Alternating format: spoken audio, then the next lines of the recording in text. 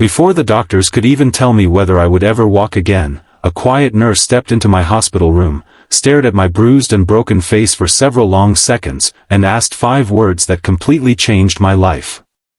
"Do you remember me?" My mind was clouded with pain, my body was covered in bandages, and every breath felt like a battle, yet something in her trembling voice cut through the fog. I searched her face, but all I could see was kindness mixed with years of hidden sorrow.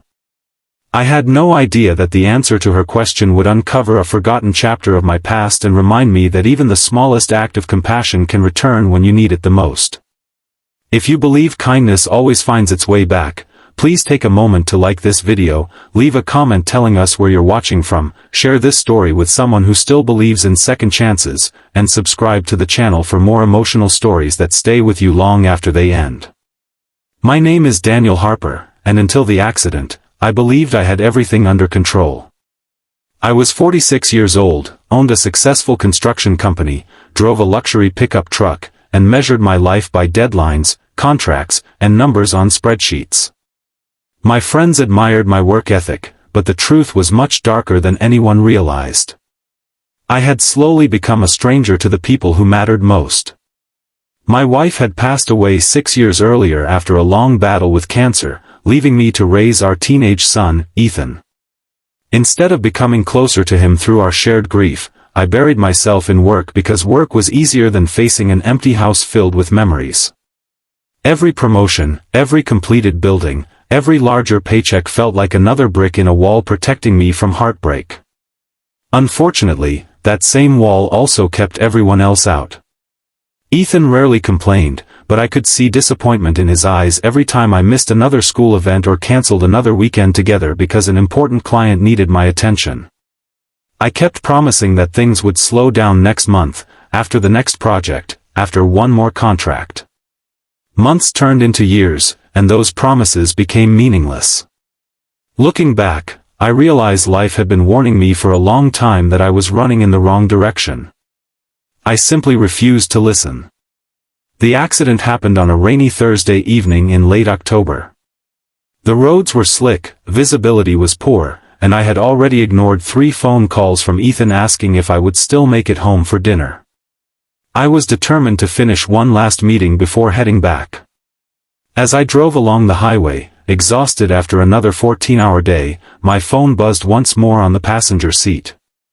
I looked away from the road for only a second. That single second was enough to destroy the life I thought I controlled. A delivery truck suddenly lost traction ahead of me. The driver swerved to avoid another vehicle, sending the truck spinning sideways across the wet pavement. I slammed on the brakes, but my tires refused to grip the road. The world exploded into screaming metal, shattered glass, twisting steel, and unbearable pain. My truck rolled several times before crashing upside down into a ditch. Everything became strangely quiet except for the sound of rain dripping through broken windows and distant voices calling for help. I tried to move, but nothing responded. Darkness slowly closed around me like a heavy blanket, and the last thing I remember before losing consciousness was wondering whether Ethan would ever forgive me for missing one more dinner. When I woke up, bright hospital lights blinded me. Machines beeped steadily beside my bed, tubes ran through my arms, and every inch of my body felt as though it had been crushed beneath a mountain. Doctors explained that I had survived multiple fractures, internal injuries, severe blood loss, and a traumatic brain injury. Recovery would take months, perhaps even years. There were no guarantees that I would fully regain my strength. The words barely registered because my mind was trapped somewhere between dreams and reality. The days blurred together in a haze of medication and endless procedures. Nurses came and went with quiet professionalism, checking monitors, changing bandages, and encouraging me through painful therapy sessions. Most of their faces faded from memory almost immediately. Then one morning, everything changed. She entered my room carrying fresh medication and a warm smile that somehow made the sterile hospital room feel less cold. Unlike the others, she paused before saying anything. Her eyes searched mine with unusual intensity, almost as though she had been waiting years for this moment. Finally, she softly asked whether I remembered her. At first I thought she had mistaken me for another patient. I apologized and admitted that my memory was still unreliable after the accident. She nodded as if expecting that answer, but instead of looking disappointed, she gently smiled. She said she had not expected me to recognize her immediately because more than 20 years had passed since we last met. Then she quietly left the room before I could ask another question. For the rest of the day, her words echoed through my mind. I searched every corner of my memory, trying to place her face. There was something familiar about the kindness in her eyes, something that reached far beyond ordinary professional care. Yet every attempt to remember ended in frustration. The following morning she returned. This time she stayed a little longer while checking my blood pressure. She spoke calmly about my recovery, never mentioning the mysterious question from the day before. Finally, unable to contain my curiosity, I admitted that I had been thinking about it all night. I asked where we had met. She smiled sadly and explained that many years earlier she had been a frightened 12-year-old girl sitting alone outside a small grocery store during one of the coldest winters our town had experienced. Her mother had recently died, her father had disappeared, and she had spent several nights sleeping wherever she could find shelter. Most people walked past her without making eye contact. Then one afternoon, a young construction foreman carrying blueprints had noticed her shivering near the entrance. Instead of pretending not to see her, he had bought her a hot meal, given her his heavy winter coat, and spent hours contacting local shelters until he found a safe place willing to take her in. Before leaving, he had told the frightened little girl that no matter how invisible she felt, her life mattered, and someday she would have the chance to help someone else in need. As she finished speaking, my heart began pounding so hard that the monitors beside my bed reacted.